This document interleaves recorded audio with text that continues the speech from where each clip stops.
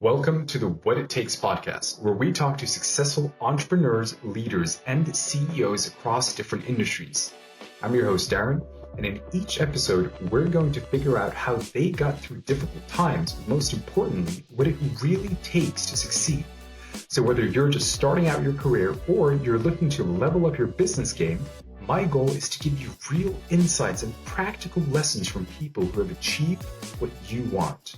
Hey everyone, welcome back. I'm your host, Darren, and today on the What It Takes podcast, I'm very excited to introduce to you Joao, who is a self-made entrepreneur and a real estate investor who began his journey working multiple jobs. I remember on our first call when he told me his story, it really showed one of determination, a resilience, as well as a commitment to building generational wealth for his family. So he went on from buying one property to now managing larger scale projects. So again, Joao, I'm very excited to have you.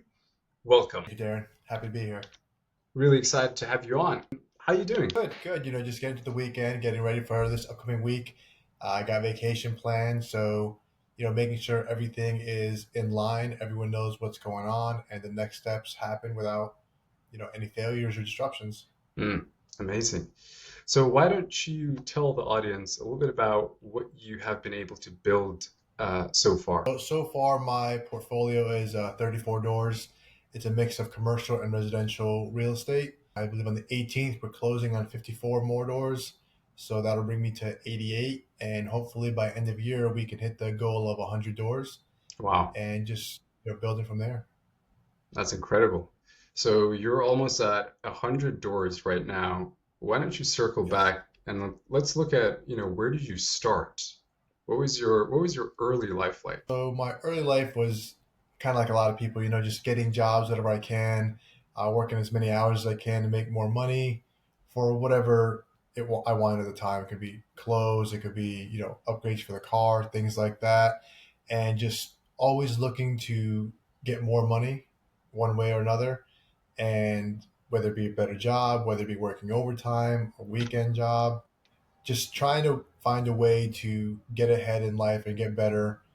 And it was just a continuous struggle and looking for new things. And that key point was, like I said in our first call, was buying that book, Rich Dad Poor Dad. Hmm. That changed everything in the way I viewed money, pretty much. How big of an impact really did that book have on you, and how did it sort of give a more trajectory to your life? The impact was phenomenal. I mean, without that, I wouldn't be where I am today. The first time I read it was kind of just, okay, I'll read it and just see through it, and little things hit, but not drastic. The second time I Hmm. read it a few months later is when it started sinking in of, you know, a job is not meant to make me rich or Hmm. help me get out of that 9 to 5. It's just, you know, income. It's not enough for me to do what I want, travel the world, give my family what they need. It's just not meant for that. Hmm. So reading that and seeing the struggles he went through, using real life examples, and then doing the math on my own or different scenarios by myself, it's like, okay, well, this can work. Hmm. This is real. And that's what made me buy my first duplex. It really goes to show the power of books sometimes. Yeah. Before you got started with real estate, you were working multiple jobs, right? So, Yes. how was that transition like? I mean, talk us through a little bit about the experience that you had working multiple jobs and when that shift happened. So working multiple jobs was pretty much, just to have extra income or, be able to afford a nice apartment at that time. It was a regular 9 to 5. Then it was a weekend job, Friday, Saturday, Sunday.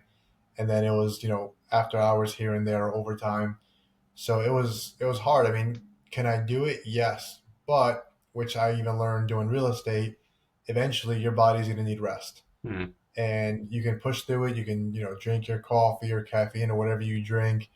You can force yourself to wake up, but that's only gonna last a while. Eventually your body's gonna force you to take a break and it's probably not gonna be the best time. So it was just not sustainable at all. Hmm. I needed to, and I've always heard on podcasts or books, like just, make your money work for you, make money while you're sleeping. And it just never was a reality until I got into real estate, where it's like, okay, well, whether I'm working today or not, my my property is still going up in value. Mm, My mm, tenants are still paying the rent. It's continuously making money and growing. mm. But in order to get to that point, you do have to work quite hard, I no? wouldn't say you have to work too hard versus work smart. Going through all that was definitely a test in time. Like whatever I went through, I try to tell others that are learning real estate, hey man, this is where I made a mistake. Don't do Mm, this. mm, So there's so many shortcuts, if you would, in real estate where you can meet people that are really high level or go to these events of they've gone through things that you may not have or vice versa. mm, And they can walk you through how to avoid those mistakes that are really costly. mm. My third flip cost me around 70 grand. Had I known what I know today, I wouldn't have spent more than like 35, 40. Right, right. So that it literally saves you tens of thousands. Like I'm in so many networking Facebook groups or text groups, and you can see issues that others are going through that I haven't gone through yet. Mm, But if it does hit me, I already know how to handle it and what to do. So you're learning off of everyone else's experience, kind of like the book. You're learning mm. from what he went through, what his barriers were, Mm, and you're avoiding it. So if you yes. really want a way to get out there, there's so much free information out there on YouTube or Facebook. There's so many skills you can find online and grow. And so, because you then started off doing the multiple jobs, you found the book Rich Dad Poor Dad, and that's what inspired you to get into real estate. My accountant is the one that gave me the book, and she said, "Hey, you need to read this book." The And accountant, your I've known accountant. her for about a decade and a half, so I just took the book from her and read it, and then So, how was the process of after reading that book? How did you end up then actually being able to buy your first property? so I read the book and realized real estate was, where you can make a lot of money and where things can really grow. What I didn't do was that's kind of just a stepping stone for everyone out there. Is just get that book, understand it, but there's more to learn and grow after that. So I bought it in Anderson, South Carolina, which is an up and coming area. So it wasn't, the Greenville, it wasn't Charlotte, it wasn't these massive, cities. So I bought it there, and I bought it for what I thought was a good price. Hindsight being 2020, it was decent. It wasn't great. Hmm. So I bought it. It had two tenants in it. It needed upgrades, which I knew to look for, and updated them. Spent maybe 15 grand, Hmm. and then it rose up in value around 65 grand. So it was an instant win for me. Wow. So you How I got the made. money for it was just I stopped buying things that I wanted versus something I needed. Hmm. And that was a huge mind shift for me when it comes to discipline, Hmm. where there are things I want today that I can go buy it. It's just I don't need it. Hmm. What I need is a nice piece of land for my family. I need to make sure we've got things like a pool. Do I want something like want a jet ski? Yeah, I Yeah, want yeah. a jet ski, but I can use that money to go buy another piece of property and fix it up and then keep growing that wealth over time. Hmm. So I can either enjoy some time now or I can enjoy a lot more later on. And it's just that discipline of, do I want the Jordans? Yes. Do I need them? Not really. My Hmm. sandals are just fine. It's just shifting that mindset. I mean, that was one of the hardest things for me of, hey, I fixed this, house. I got back. I spent maybe 25,000 of my own money, and now I've got 45. Hmm. That was hard of not using that. That's amazing. So, really, one of the biggest strategies that you used to help you buy your first property was just being disciplined enough to not buy the things you wanted and rather focused on this is what I need for the future that I want. Exactly. It's just like, could I have bought something nice, like a newer car? Yeah, I could have. But then it would have delayed me in buying another property. It would have delayed me in doing an upgrade I needed. It just didn't need it. My car was working fine. I was using this was, when was it? 6 years ago. So 2019, 18. I was riding on in a 2003 Dodge Ram. Hmm. Thing was the loudest thing, biggest gas guzzler, but it was working just fine. So I used that until maybe 8 months ago. Yeah. And then Wow, I passed it on to the construction site. Like now they're using it day to day. So you know, you I don't had know it for where it that would have put long, me had huh? I bought a new truck. Yeah, it's still running strong. That's crazy. That's amazing though. But I think for a lot of the people that really want to get into real estate, right? They're thinking, how can I get started? How do I? Because they look at buying their first piece of property as this huge mountain to climb. And I think, what you've done is broken it down very well. It's just save up money so you can then go buy a property. And then when it comes to saving, do you then take a mortgage? Because 65, you bought it for 20K, right? Is Yeah. are mortgages then in the picture or? Yes. So all my properties have mortgages on them pretty much. So I like using the Burr method in these residential properties, which is pretty much buy, rehab, rent, refinance, repeat. Mm, So I see a property that needs updating or needs work, what things like that. Purchase it, undervalue obviously, and then fix it up, bring it up to current standards, modernize it, brand new flooring, brand new bathroom vanities, brand new kitchen, things like that, which increases the value overall. mm, And then I can go to the bank and say, hey, I bought this at 120, it's now worth, 190. mm, I'd like to take out some of that equity. mm. And they'll do a refinance on it with, whatever rate is out there right now, Right. and they'll give me back. Pretty much the goal is always to get back your purchase price, your renovation costs, and at that point you'll break even. But you most likely, if you did it right and you've chosen a good spot, you're going to get a little more on top of that, and that's great and all. But the biggest value comes in appreciation. Mm, Like that property is going to continuously go up year over year in value, mm, and then your tenants are going to be the ones paying your mortgage and taxes, all that stuff.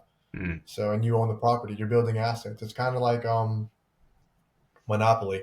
mm. So, everyone that's played Monopoly, you can keep going around that board and getting a $200 or your paycheck, Yeah. or you can start buying property little by little, building up on it, and that's how you win the game. So what are some of the biggest lessons you took away from buying that first property? Biggest lessons would be not to do it all by myself. Can I do it? Yes. It just took me a lot longer than it should have. I was learning how to do flooring at that point, so it wasn't the best install, the best cuts. I was learning how to use a sprayer, so there were some spots missed. It was a lot of learning, and I shouldn't have learned on a rental versus just like a shed or something. Mm, But learning how to build a team, making mm, sure they know how to do it, what the expectations are, learning how to find the right areas, the property manager that could help out with that. um, just building that team and realizing it doesn't all have to fall on my shoulders. mm, That was the biggest lesson and one of the hardest lessons as well, because I worked so hard for the amount of money I had, which mm, wasn't a lot. It was like 12,000, but I worked so hard for that, and I didn't think anyone else would care if it was lost or not. mm. So I decided to do it all on my own. And as I grew and spend more than that now on properties, if you build the right team around you, then nothing can really stop you. Mm. It's really interesting that you actually also, when you said not or doing everything yourself, I wasn't expecting you to say that you were also doing the refurbishing and the whole that whole process. Yeah, That's there's a impressive. lot of learning, a lot of blood, sweat, and tears. Obviously, since building, buying that first property, you bought your first, refurbished it, you got a little money back from the bank, if I understood you correctly. Did you then take that money and keep on buying more properties, or what was that process for you like? Yeah, so pretty much I did the whole refi. It took maybe 7 months from buying the property, fixing it up, doing the refi, got that money, and it was a hard choice right there of, do I buy myself a gift or something, or do I get more? Like now I own, not own, but mortgage. I have this property, it's making money. I've got all my money back and then a little more. Hmm. What do I do? Again, the system works. Rich Dad Poor Dad was right on it. So I took that and bought another property, Yeah. another duplex, like Yeah. maybe 3 miles down the road. Did the same thing, Hmm. fix it up, rented it out, and then just did that again. And those two gave me enough to buy another property in a better area, in the Greenville Mm, area. mm, So it kind of got addicting of, hey, I'm making way more money on these properties and doing so much more, even with the mistakes I still hadn't learned from then that I mm, know now of mm, overpaying on construction and things like that or materials. It's just, it's out there if you choose the right spots and do it the right way. mm. Wow. And buying these properties, you've 100% had a couple of setbacks, I imagine, right? Yeah. So on this journey of, from your first property to now having, was it 88 doors? You were trying to get to 100. Yes. On this journey, what were some of the biggest setbacks that you had, to get to where you are today? The biggest setbacks. There's so many. I gotta pick some. Just not running the systems right, not having processes and procedures in place. Like example, material. Hmm. So took too long ordering material, and I budgeted 5 grand, and now what I want's out of stock, so it's going to be 6 grand, or didn't order it in time, so now it's delayed by a week or so, and you've got guys on site that can't do any work because there's nothing to use. What else? One of the biggest keys is communication. Like not letting my partners know what's going on, what's happening, can really delay things and cause big hurdles. So there's just so many things that can happen that can go wrong, and they will go wrong. Hmm. It's just what do you do to fix them and how do you get past it? Hmm. I mean, there's besides the latest building we're finishing up now, was pretty straightforward. Every residential property has had issues that we ran into, and the hardest one would be the one in Canton, North Carolina, and it should have been a red flag when we got it so cheap. Um, but that ended up being a brand new build. Like it had to be brought down to the foundation, to the studs, to Hmm. down to the dirt. I mean, Wow. if you look at my Instagram and see some pictures, it looks like we uncovered a dinosaur. There's Ah. bone like that. There's like stones there, or rocks, and it's just like we can walk away from this and take a big hit, Hmm. or we can just buckle down and get through it. And knock on wood, we got through it. Everything went, I would say went well, but everything finished. It's still profitable and it continues to be profitable. It was a project that could have really hurt investors had they not Hmm. had the processes, procedures, the team, and things to go. It would have really hurt someone bad in their journey. Was, one of these experiences, I'm really interested in knowing as well, out of the ones that you felt impacted you the most, how did you also then get through that? So maybe let's look at the one, if you had to pick one that really you were faced with this, like rough path, you were going through this rough patch. How did you get through it? And which one was one of those? So I would say it'd be that same property. And what just got me through it is, just not giving up, man. I mean, you can't when you're an entrepreneur, you can't just give up and close up shop and go back nine to your 9 to 5. I mean, can you? Yeah, but it's just not built in us. Like a lot of people I've met that do real estate, we don't give up. You run into an issue, and all right, well, it's I don't see it as a problem versus a situation you got to fix. Hmm. So is this the problem? Yeah. Is Hmm. it going to stop the project? Nope. It's probably going to cost a little more time, but we've got to figure it out. We've got to sit together, brainstorm ideas, figure it out one way or another. I mean, that's the way things work. Otherwise, a lot of stuff wouldn't get done in our day to day.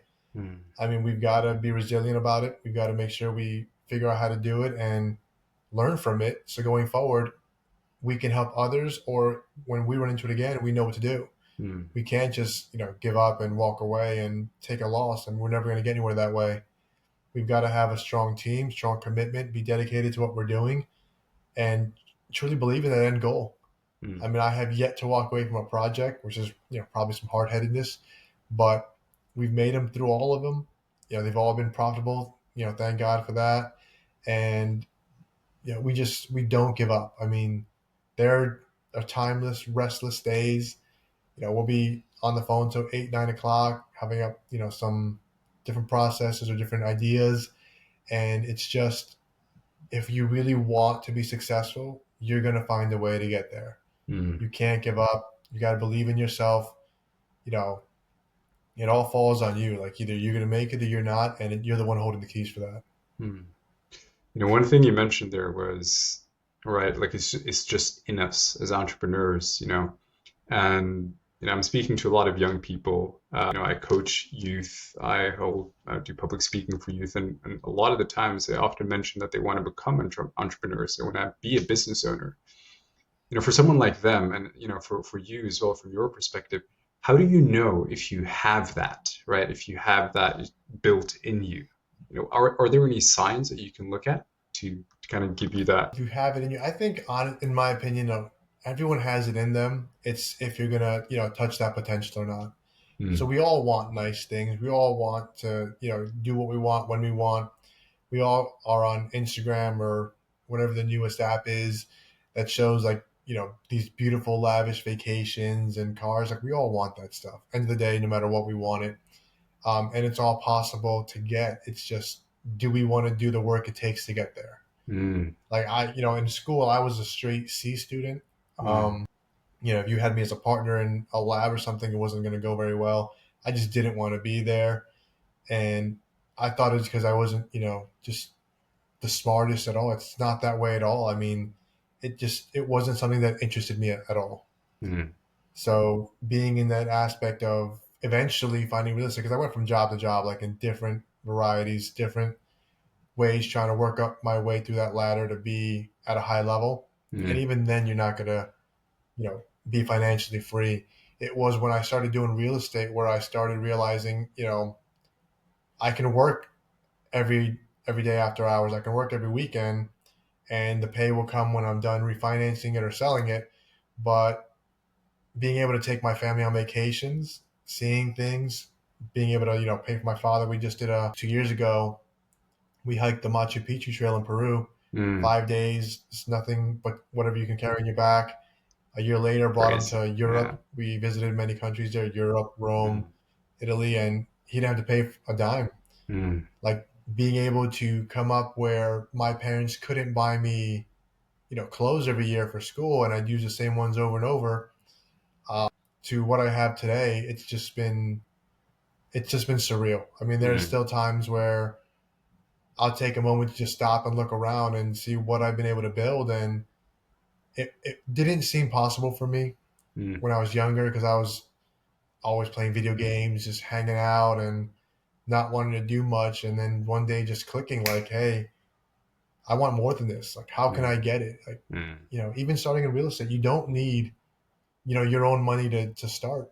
mm, I've got friends that, again, they work a 9 to 5 and they don't have, 10,000 in the bank and whatnot. So like, how do I get started? And I was like, listen, there's people out there called wholesalers. What they do is, I'm not going to go knock on people's doors and say, hey, do you want to sell your house, or send them a flyer and the card. I don't, I don't want to. mm, So, you can make that your field and, use these programs to see, okay, this house needs work, this house worth this much. And just, you send them a text, a call, say, are you interested in selling? And then if you find something, in my area, for example, say, hey, Joao, this person wants to sell. Here's what they're going to pay. And we come to an agreement, I'm giving you $5,000 mm. right there and then. So do that a few times to where you have enough capital to buy your own, or, either partner with somebody or go on your own, whatever you want to do. But there's options out there.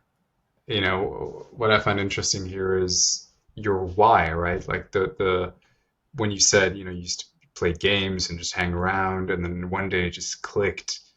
It's very often the why that kind of gets you, because you of course have to believe in yourself. But your why was generational wealth, was family, right? You wanted to provide for your family. You Yes. wanted to, can you go a bit more into that? Because I think very often when I hear people wanting to do something, they do it for the wrong reasons. They think that the value that they're pursuing, they're trying to pursue throughout the journey of becoming an entrepreneur is, or false values, status, money, but money as a means, money for what, really, right? So for you, it was family. How did you realize that? How did you know that that was the thing that drove you, that got you kind of yes, I'm going to do this because of that? Like, how did you discover your why? So, my family came in the country.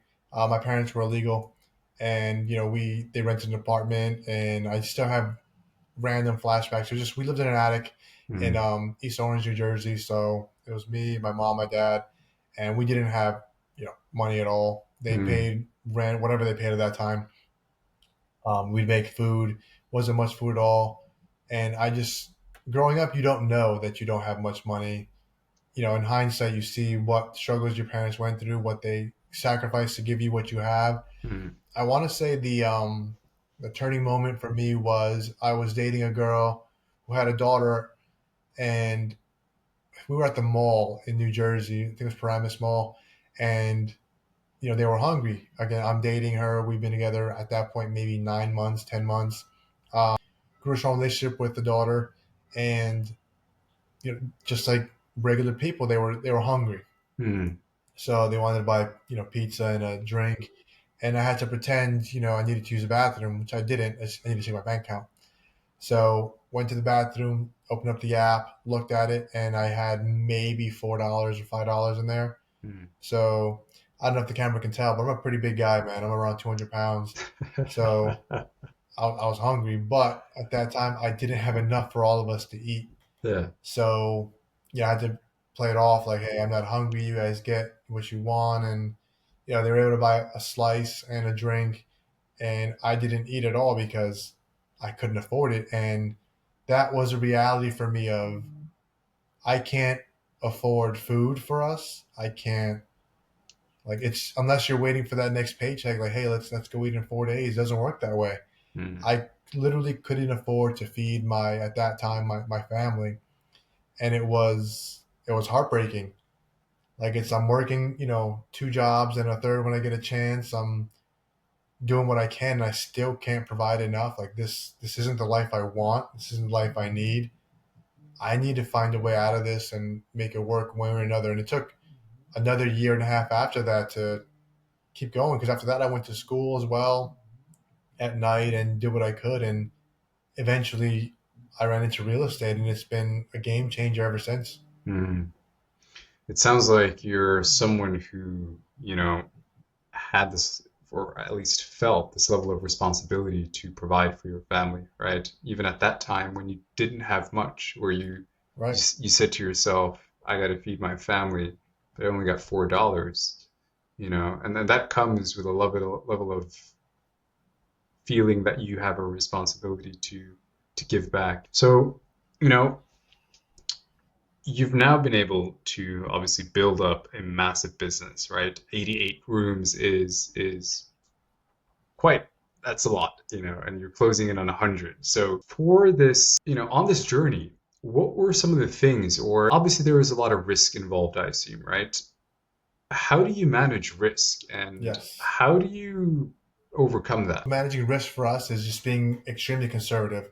Mm, If we see a property we're going to buy and it's it's worth 500,000 when we sell it, we like to put 450, 430, mm, just to make sure if something goes wrong, we're covered. It's still mm, making some kind of money. As mm, far as commercial buildings, we underwrite it at worst case scenario. So we see on the 54 unit there may be 20 HVAC units that look terrible that need to be replaced. We're mm, putting in there, 40 need to be replaced. mm, We'd rather have it ready to go and not need it than need it and not have it. If we see a roof that needs repair, we're putting 4 or 5 of them on there versus there's 9 buildings. So we saw one that needed repair, we're putting 4 or 5 mm, just to be safe. We've been doing this too long where if you think your plan of action is going to go without any issues, you're in for a rude awakening. yeah.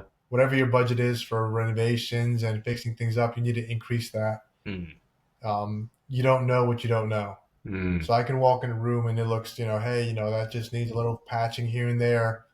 Once that wall comes down, there may be something hidden back there. There may be mm, mold. There may be pipes. There may be something you couldn't see. mm, And if you're not prepared for it, it's gonna hurt one way or another.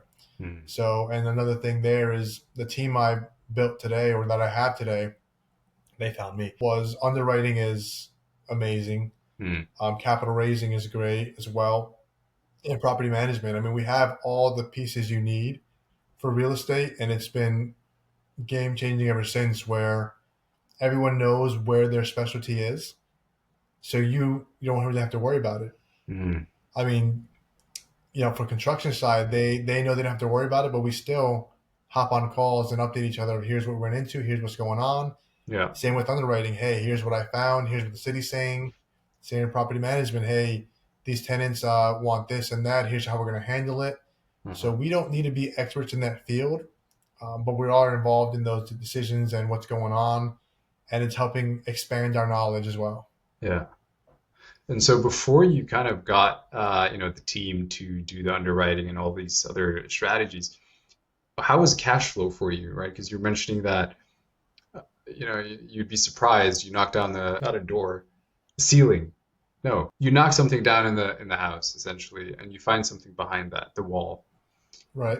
When it comes to cash flow, how does that affect your cash flow? Getting all of a sudden So these for new. every rental, I always add capital expenditures of 5%. Hmm, So if the mortgage is $1,600 and the rent's 2,000, for example, you don't get $400 off the bat. You hmm, need to put something aside every month for capital expenditures, whether it be your HVAC unit's going to last you around 10 years, hmm, your roof's going to last you around 15 years. So your appliances maybe 5, 6 years. Like, these things have to get changed regardless. hmm, So like you said, you can either take that big hit when it happens, or every month you take a percentage and put it to the side. hmm, hmm, You always want to have an emergency fund no matter what, even in hmm, your personal life. Like, I've always had 6 months of mortgage, bills, whatever, in case something goes wrong, I get injured, or everything stops. I'm good for 6 months. I got to figure it out. hmm, For your properties, you always want to have capital expenditures put to the side. So if you don't use it, great. But it's there when you need it. hmm, So HVAC's to go eventually. Some outlets may go eventually. Toilet repairs, things that you can't control. It's going to happen. But that also comes back to your renovation process. If you see a bad toilet, fix it right there and then. hmm, If you see, some bad wiring, fix it now before you have to fix it later on, and break more stuff and pretty much undo what you've done. hmm, Just spend a little more time and money fixing it now hmm, versus being done and then it's going to be worse later on. You fix it now, there's less issues, less things that can happen, less complaints. You'd be hmm. better off that way. So I want to circle back a little bit to, the original question that I asked, which was risk. And that's on the business front. So I'm curious on two fronts. The first is personal traits, and the other is on the business side. But in terms of personal traits, what do you really need to succeed in real estate? What kind of character do you have to have? What kind of person do you have to be? You just got to be committed to it, man. You got to make sure this is what you want to do and you're going to move forward. I mean, it's scary. Mm, And all I had in my pocket at that time was 10 grand, 11 grand. mm, That's everything I had. And it's like, either it's going to work or it's not. So mm, either I did my research, I did my due diligence, I know what I'm doing, I'm going to get it, to what's going to happen. So I went all in. Like, if I would have lost that and things would have went bad, I probably would have had to, I wouldn't say close up shop, because I wouldn't say I'm stubborn, but I was committed to it. I'm going to find a way. If that would have yeah. failed, it'll take me a few more months. I'm going to do it again. Mm, I just figured out another way not to do it. mm, So it wasn't going to stop me. Like, I was going to keep going. Like, that house in Canton could have really stopped us, but it's like, yeah, we're going to do it. We're going to figure it out and keep going. Like, it's not going to stop us. You've got to be committed to the goal. mm, You've got to really want it. You've got to push for, like you said, look at why you're doing it. What is your why? mm, And do you really want to give up and say, I could have done it. I could have had it. Or, yeah, it was tough, and here's how we fixed it. mm, Here's how we got through it. So you've really got to want it and want that end goal. mm. It sounds like you had a lot of self-belief, and I'm curious to know what gave you that self-belief? Who told you that, you know what, how I can do this? Was it someone? Did it come from within? Where did it come from? That level of self-belief that I can sort this out or fix this no matter what. I wish I could tell you someone told me that, but no one really told me that. It was just me knowing I'm my biggest, challenge. I'm the one that can decide, do I want to do this or not? We all have the same amount of hours in a day. There's nothing that I know that anyone else there that's brand new can't learn. Mm, And in fact, they can surpass a lot of us. I Mm, mean, what I went through for 6, 7 years, they can sit down with me or hop on a call and learn it in a month or two. I mean, mm, they can ask whatever question they want, learn from it. They have so much potential to pass everyone that's done it for so many years mm, just by asking the question. Like I've never turned anyone down, or even my mentors who have millions and millions, they'll take that time to sit down with you and talk to you. So, they've gone through things as well, and I don't think anyone's told them, from what I know, mm, you can do it versus just being tired of not having enough, mm.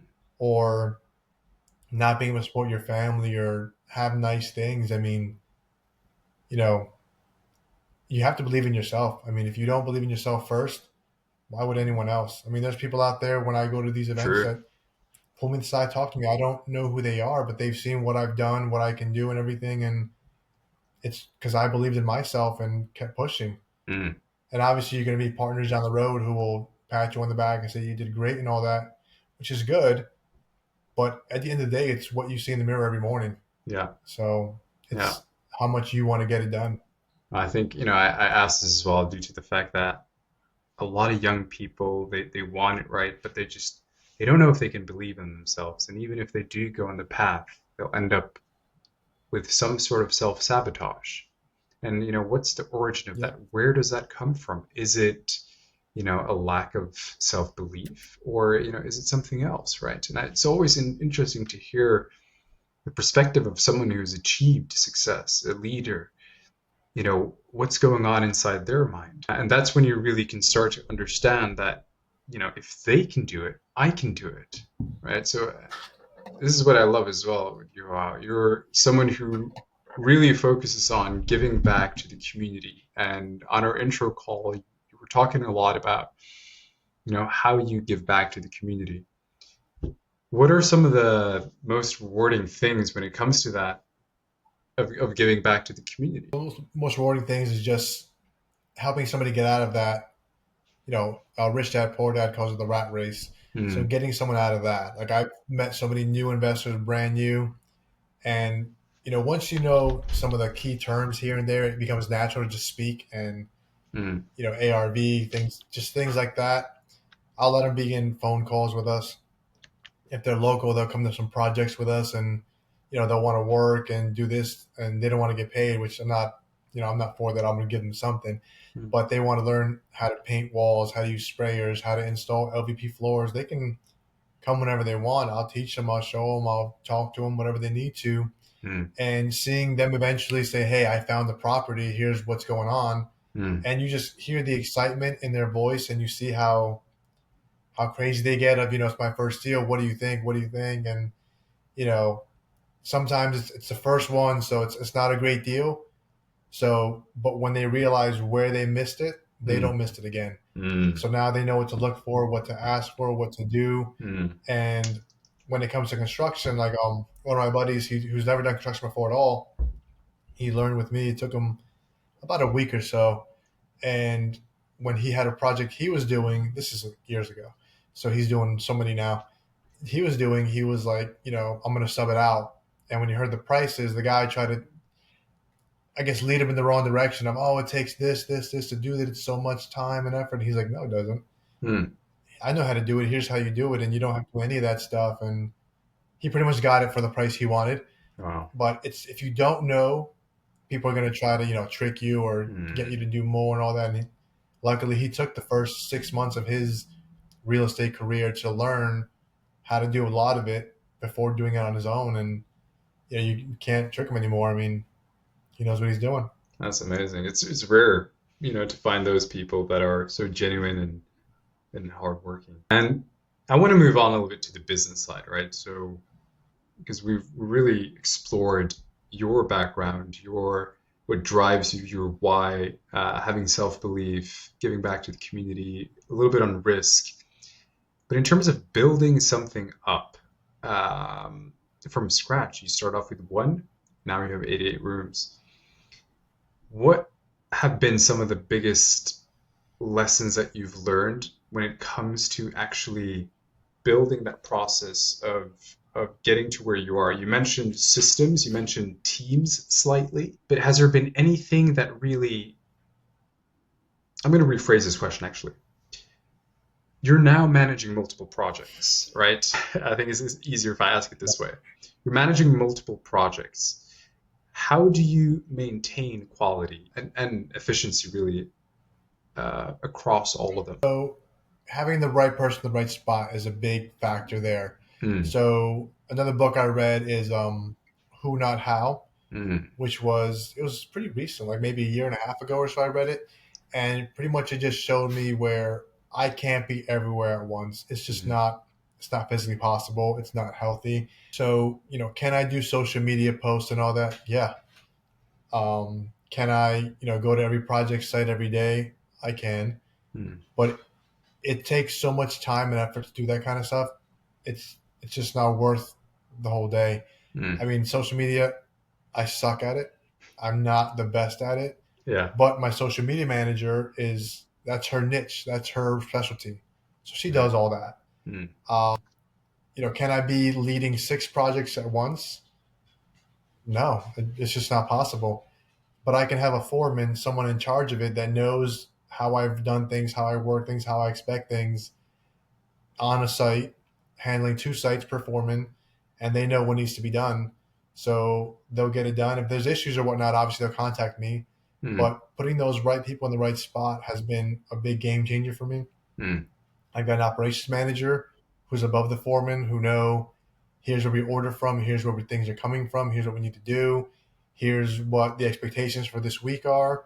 And if it's too much or too many issues, we can pull in from this job or this job and get support as needed. So there's always the right person there, and that took again years to build mm. because you've got to vet through those that know what to do and those that don't. You've got to make sure you're putting the right things and they're fixing it to the expectations you need.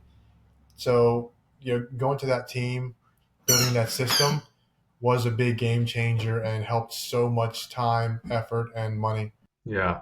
And when you say, it took a lot of time to build, was it a lot of trial and error, hiring the wrong people and then having to let them go? Or was it just took a long time until you actually hired the people?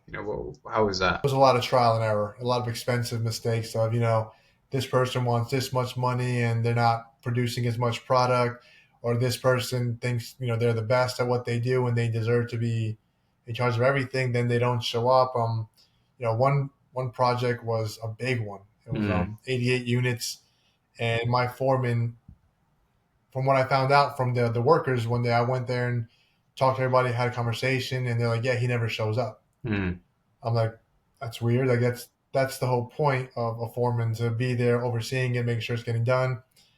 He would show up maybe once every other week, or when he knew I was coming, he right. would show up, and that was very costly because we didn't Yeah. find that out till 4 months down the road. Yeah. And that taught us too to, hey, you can't, just take what they're saying. You have to take it with a grain of salt and make sure you're following up, monitoring Mm, it, show up more often, do video calls. And it was just, like you said, trial and error. Just putting the right person in that spot was game changing for me most recently. mm.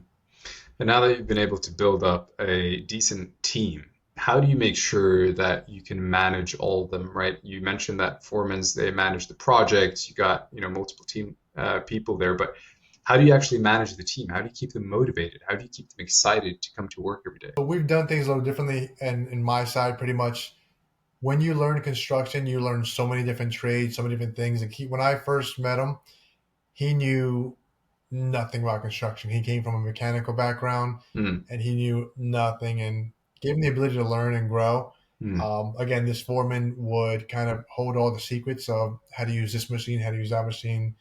I'm I'm not about that. Like if everyone wants to learn how to use a paint sprayer, let's take a weekend and let's all learn. yeah.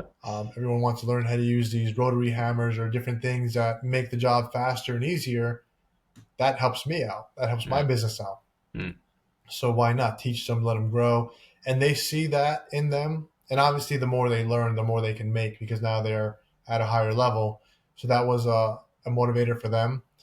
But one of the biggest thing was during lunch breaks or conversations or being on job sites, they also will sit and have a conversation of, how did you start? How do you buy things? Like they didn't know much real estate at all. They thought a house costs 100 grand. They need 100 grand to buy it, or 60 grand to buy it. No, there's other ways to buy it. You can do an FHA, 3.5% down. You can do a Yeah. conventional 5% or 10% down. You can do owner finance where you make a deal with the owner. There's many different ways to buy it, Mm. but they didn't know until they started asking questions or just sitting down and having a conversation. Mm. So what motivates them is there's no secrets kept from them at Mm. all. Mm. They know what the material costs. They know, if they have a question or an issue, they can always bring it up. They're not, employees as much as their team members. Mm. So they got an issue. Hey, there's too many steps here, or it's raining, or that. Just all right. Just give us an update. As Mm. long as we know why a project is a little more money or is a little more delayed, there's no issue. Now, if we don't get communication at all, and it's $800 more and delayed 5 days, now there's an issue. Mm. But again, that happened with trial and error.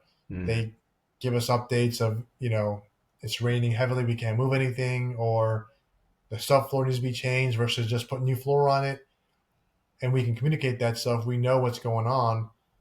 And, that happened through trial and error, because a lot of guys out there that'll just do it and not update you, and you don't know what's going on. And by the time you reach back around and, hey, what happened? They're already in the next one, and Right. they don't remember, or Yeah. they forgot. Yeah.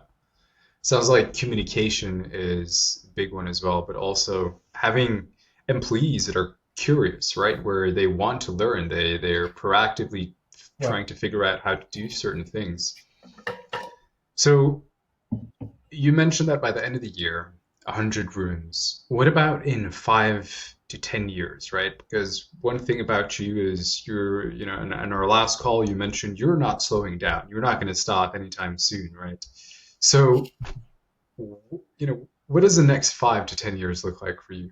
What is your ultimate goal on this entrepreneurial journey? I don't have a number of how many doors, because if we hit 100 by end of the year, then next year the goal is 250. Right. After that, I don't know, 500.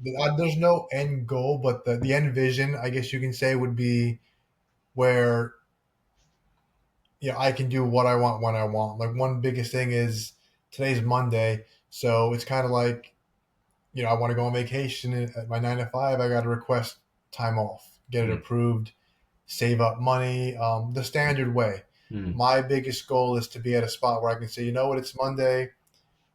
I just want to take off this week and pack up my stuff today and tomorrow, Yeah. go on vacation with the family, and just, hey, buy some flights, let's go, let's do what we need to do, and we'll come back and fix everything there. Just having that freedom to do what I want when I want, Mm. because you built a business that way, is the end vision goal of, I can do it because I can. Mm. I don't have to ask permission. I don't have to save up. I've worked hard enough to where it's all there Mm. and it's achievable. Then why not? I mean, I'm going on vacation on Wednesday, and then I'm going on vacation again November Mm. with my family. We're going to Thailand for 14 Lovely. days. So none of it was possible. You talked to me when I was anywhere from 19 and below, I wouldn't believe you. Yeah. I wasn't motivated. I wasn't that person. I mean, you needed that heartache. You needed that, that hit to your system of, it's just, you're not going anywhere with what you're doing. You need to change one way or another. Mm. You needed to go through that trauma, that turmoil, whatever, to realize this isn't what I want. Mm. This isn't what I was here for. I need to make a change.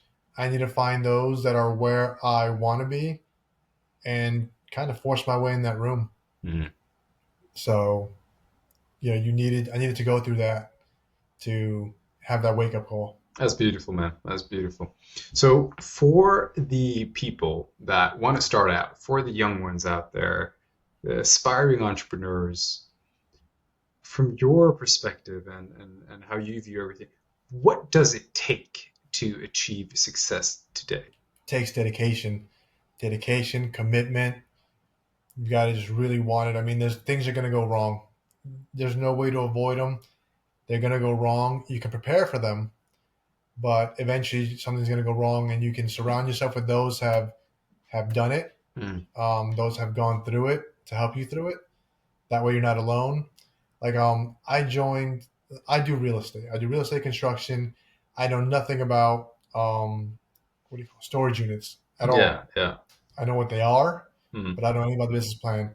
I joined a Facebook group maybe 4 months ago. Introduced myself of, what I want to do and learning questions. The amount of people that own 100 units to a million will tell you, here's what you got to look for, here's what you got to avoid. Make sure you prepare for this. After year one of owning it, you want to look into these. Like, they'll give you that information for free. They'll walk you through it. They'll teach you because they've gone through it. I mean, if you really want it, you're going to find a way. And with social media being what it is today, everything's out there. I mean, you can just, again, go on YouTube and watch so many people that have gone through it or teaching you the basic steps, how to do things. Going to meetups and events. There's so many real estate, meetups, conferences, breakfasts, dinners.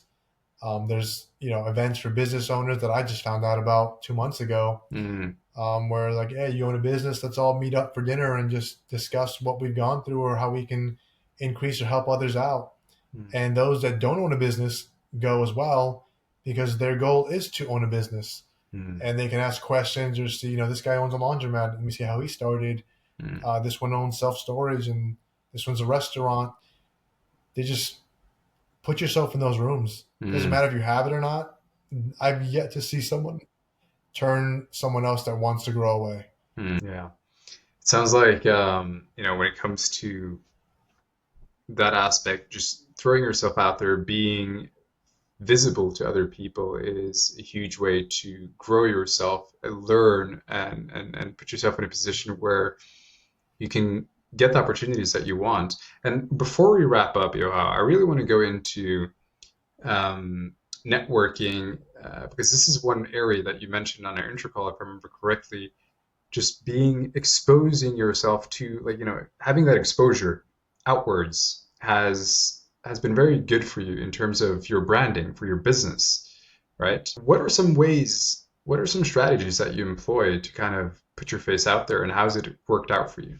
I've always been an introvert growing up. Like, I can be sitting with somebody in a room for a day, and if no one talks, no one's going to talk. So I kind of didn't go to these events at all. But then I realized, I'm just going to go to one and see if I can learn something, meet someone, whatever the case may be. And habit for me, walked in, giant room. I sat in the back table, back corner. That's my spot. I don't need to talk to anybody. But going to these events, there's so many extroverts out there. They're going to come up to you and ask you questions, shake your hand. And they're like, oh, you're from, South Carolina. Well, this guy's from South Carolina. They're going to kind of force you to meet everyone, bring you in groups and talk and grow. And that kind of broke that for me of, hey, I need to talk. I need to speak. I need to go to these events. And everything happens for a reason. I mean, I don't like talking in front of big crowds. I can do it now. But back then I did not. I had a buddy, his name's Okino. He was presenting at one of these conferences and asked for my help because I was good with PowerPoint and things like that. Yeah. So like, I can help you with that. We created the slides or everything. It took us maybe 2 weeks. But he's extremely extroverted. Like, that man can walk into a room where he knows nobody, doing cartwheels and, talking to everybody. I'm not like that. But he went out there, we had the presentation going, and he just went off the cuff and said, I'm just going to speak from the heart, and start speaking to everybody. And then they had questions on, the construction spreadsheet, things like that. So he called me up there to talk, and my body I felt like I was having the worst fever. I was sweating right away. I can talk. I'm looking in a room full of people that, have buildings and all this and that. And one of my mentors, the day before this, he told me, because he was presenting, I was like, how do you do that, man? How do you even go up there and talk in front of people? Like, why? Like, I can't do that. And he goes, well, one thing I learned, Joao, is, when you go to these events and you are expected to speak, nobody there wants you to fail. everyone you meet, Yeah. whether you're speaking or not, they don't want you to fail. Mm. They want you to succeed because they're asking you questions. They're learning from you. You're learning from them. They want to succeed, which means they want you to succeed. If you're up there speaking, they're listening to you because you got up there for a reason. Mm. If you're at this event, that means something inside you made you want to be better in real estate, be better in business, better in something. So you're going to see what else you can learn, how Mm. you can enhance your program or your system, how you can expand to a different state or different area. And you're there to grow and get better. Mm. So everyone here around you is as motivated, if not more, and want to succeed with you. That is And that very true. resonated completely. And I was like, all right, I may step on my own feet or say something wrong, but they're listening because I built something they want to know about. Yeah. Yeah. That is also great advice for any introvert that ever So needs to stand on a stage, and just do some public speaking. It's like if you're ever going to be on a stage, there is a reason why you were invited up to that stage, or the reason why you're speaking on that stage. And there right. was a reason why people were listening to you, right? All right, Joao, I want to thank you so much for coming on the What It Takes podcast and sharing your journey, sharing your story, how you went from unmotivated, playing video games, to then reading Rich Dad Poor Dad to buying your first property with 20K plus in the bank, getting a mortgage on that, building up and pimping up the crib, taking out money again and just buying more properties. And your journey has been very inspiring. So again, thank you so much for coming on the podcast. And yeah, man, really appreciate you. Thank you for having me. It was great talking, and yeah, just getting to know each other and letting everyone know it is possible, man. And it's very cliche, but if I can do it, anyone can do it. It's not Mm, impossible. There's so many people out there to help. So by all means, reach out if they have questions, concerns. Like I've always been a fan of giving back. So mm. by all means. You are that guy. All right. Take care.